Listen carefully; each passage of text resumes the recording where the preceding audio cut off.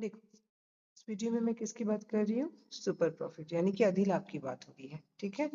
The excess of average profit over normal profit, ठीक है। The excess of average profit over normal profit यानी कि normal profit के ऊपर जो भी आप कमा रहे हो उसको क्या कहते हैं हम? Super profit. अब इसको एक एग्जांपल के साथ समझे।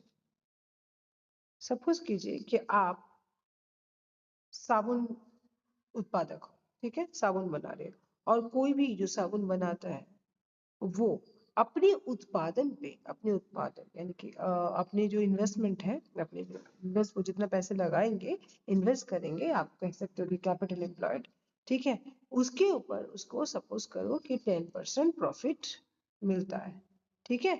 आप मैंने क्या एग्जांपल दिया? आप साबुन बनाते हो और साबुन बनाने पे आपको क्या होता है, कोई भी अगर उस साबुन बना रहे हो तो आपको अपने इन्वेस्टमेंट के ऊपर 10% प्रॉफिट मिलेगा, ठीक है। ये इसको कहेंगे हम नॉर्मल, प्रॉफिट जो नॉर्मली सबको ही अर्न करता है, उसको कहेंगे हम नॉर्मल प्रॉफिट और सामान्य लाभ। बट इसके ऊपर आप क्या कर रहे हो? 10% की जगह 15% अर्न कर रहे हो उसी टाइप के बिजनेस में जिसमें सारे लोग 10% प्रॉफिट अर्न कर रहे हैं, वह आप एक्स्ट्राऑर्डिनरी प्रॉफिट कर रहे हो, वो 5% एक्स्ट्रा कर रहे हो। ये जो 5% एक्स्ट्रा आप कर रहे हो ना, यही आपका क्या हो गया बच्चों? सुपर प्रॉफिट है। यही क्या है? Super profit. समझ गए? ये क्या हो गया आपका? सुपर प्रॉफिट है।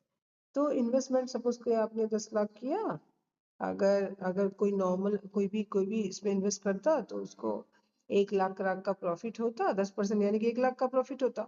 बट आपने क्या कर लिया? आपने 1.5 लाख का प्रॉफिट कर, क्योंकि 15% प्रॉफिट किया तो 1.5 लाख का प्रॉफिट कर दिया। ये डिफरेंस है 50,000, यही सुपर प्रॉफिट है। समझ में आ रहा है? हाँ, तो यही हो गया नॉर्मल से ऊपर जो भी आप नॉर्मली 1 लाख कमा रहे थे, अब 1.5 लाख कमा रहे हो। नॉर्मल से ऊपर 50,000 आपने कमाए तो ये 50,000 हो गया आपका सुपर प्रॉफिट। ओके।